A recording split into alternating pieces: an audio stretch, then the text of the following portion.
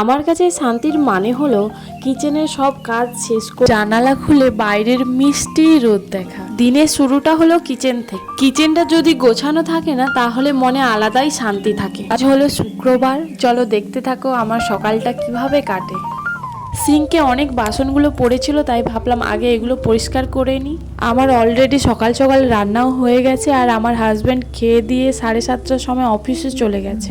আমি কিন্তু বাড়িতে থাকি না, আমার হাজব্যান্ডের সাথে ওর কাজের জন্য বিহারে থাকি। তো আমার এই ব্লগে তোমরা আমাদের তিনজনকেই দেখতে পাবে। বাসন ধোয়ার আওয়াজে আমার মেয়েও ঘুম থেকে উঠে পড়েছে, তাই ওকে নিয়েই আমি ব্রাশটা করে নিলাম।